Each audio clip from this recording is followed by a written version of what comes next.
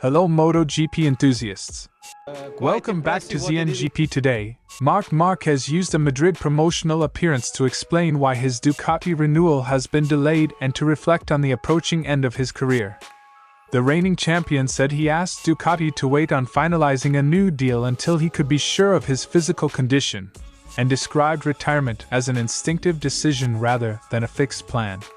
His comments combined pragmatism about recovery with a clear-eyed acceptance of the sport's physical limits. Aprilia CEO Massimo Rivola defended Marco Bezzecchi's aggressive riding after a dramatic Buriram weekend, arguing the Italian's self-criticism is punishment enough.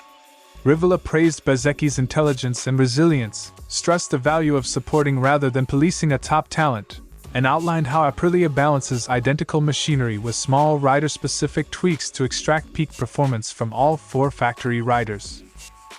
Pertamina Enduro VR46 is on the verge of extending its partnership with Ducati for the 2027 to 2029 period, according to team director Uccio Solucci.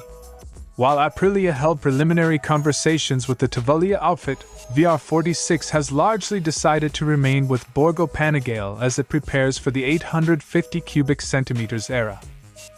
Pecco Bagnaia returned from Thailand to regroup at Valentino Rossi's VR46 ranch, where he trained alongside Marco Bezzecchi and Rossi himself. The session, shared on Bagnaia's social media, was more than just a workout. It was a reminder of the Academy's role as a sanctuary for riders to sharpen their skills, reset mentally, and prepare for the next challenge. With the inaugural Brazilian Grand Prix at Goiânia just days away, the gathering carried both practical and symbolic weight. Don't forget to click subscribe button and the bell icon for MotoGP news update.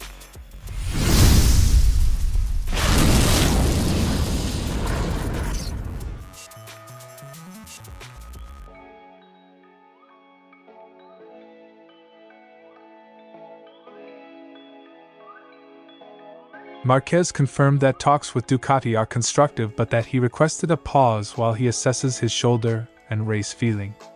He argued that signing while still uncertain about his fitness would be premature, and that small drops in performance after injury can be hard to quantify without time on the bike. Everything is in order, both parties are happy. But I asked Ducati to start the year. I didn't want to sign anything while I was injured. The rider framed the delay as a sensible, performance-driven choice. Secure the medical baseline first, then formalize the commercial commitment. Asked about the end of his career, Márquez rejected the idea of a long-term retirement plan. He said retirement will arrive as a felt moment, when his body, not his mind, signals the limit. At 33, he accepts that new generations and physical wear will eventually dictate his timetable. I don't think I can plan my retirement long-term, it's something I'll feel. The answer is candid and personal. For Márquez, the decision to stop racing will be emotional and bodily, not bureaucratic. Márquez reiterated how meaningful the 2025 championship was after years of injury. He described that title as proof he could return to the top and as a source of peace about his career. The Laureus nomination and wider recognition have reinforced the sense that his achievements now resonate beyond MotoGP. It's the biggest challenge of my sporting career. This last title is the one I value the most. The reflection underlines a champion who measures success by personal redemption as much as by trophies. Márquez explained practical reasons for his current stability: a Madrid base, a training center at MSI, and local circuits for preparation. He said these arrangements suit a rider still focused on competition and make relocation unnecessary while he remains active. He also acknowledged the emotional side of seeing younger riders look up to him, a reminder that the sport moves on. The logistics and lifestyle choices show a rider organizing his life around performance and recovery, not speculation.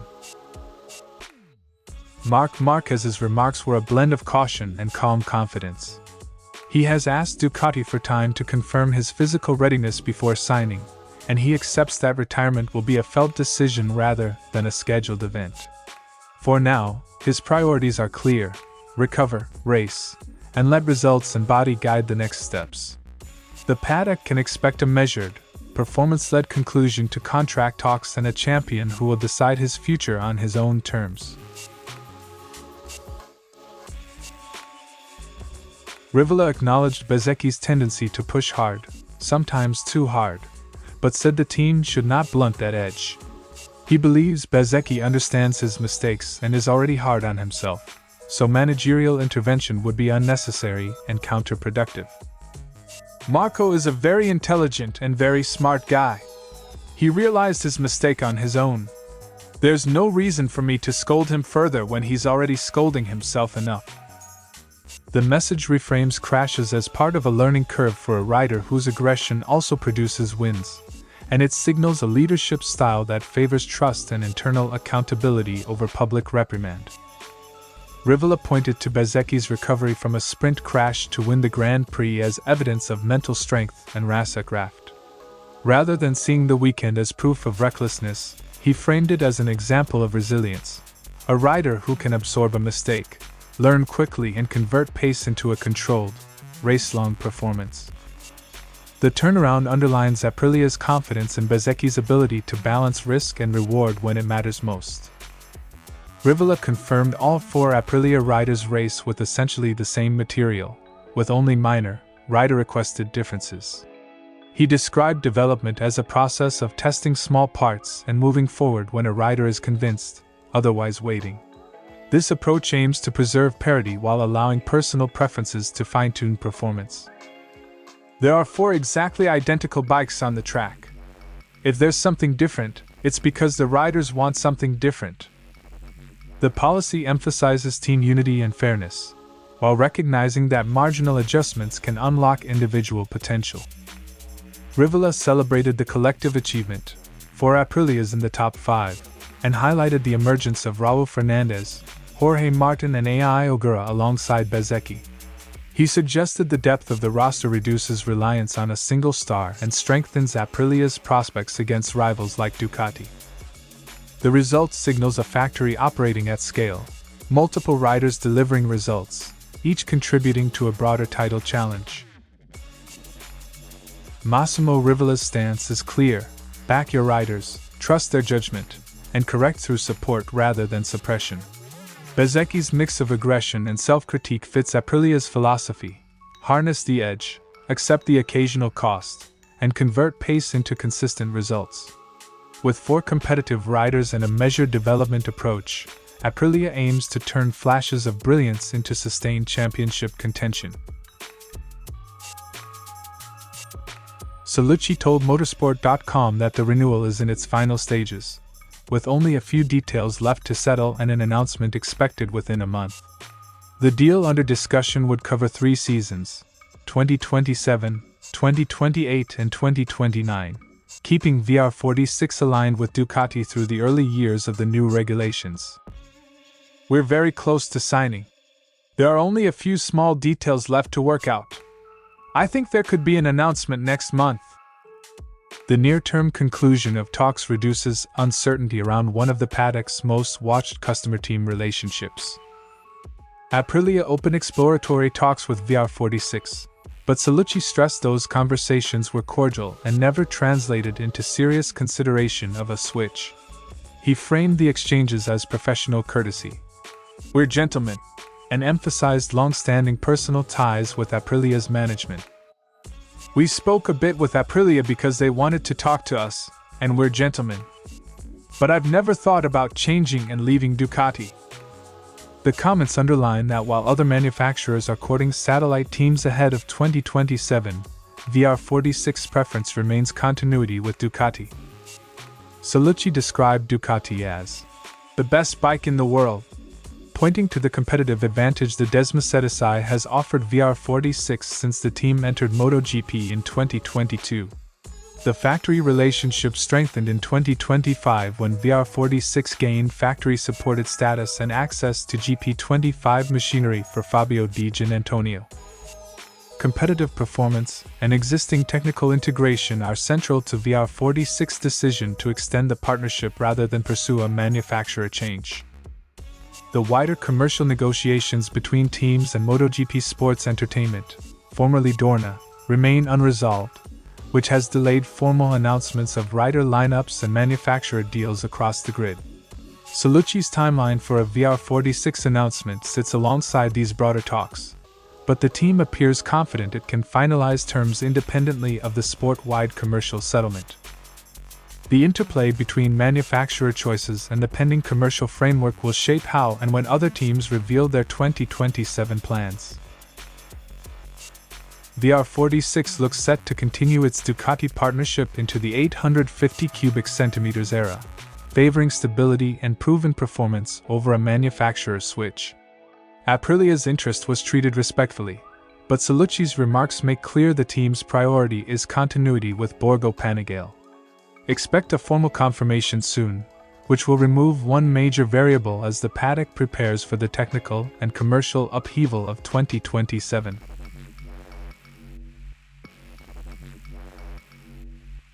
The ranch is a unique environment, a dirt track designed by Rossi to replicate the demands of Moto GP in a controlled, stripped-down setting.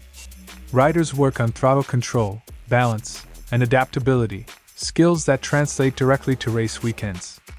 For Bagnaia, who left Buriram frustrated after failing to meet expectations, the session was about regaining rhythm and confidence. For Bezzechi, fresh off a dominant win, it was about consolidating momentum and staying sharp. Rossi's presence adds a layer of mentorship, ensuring the drills are not just physical but tactical.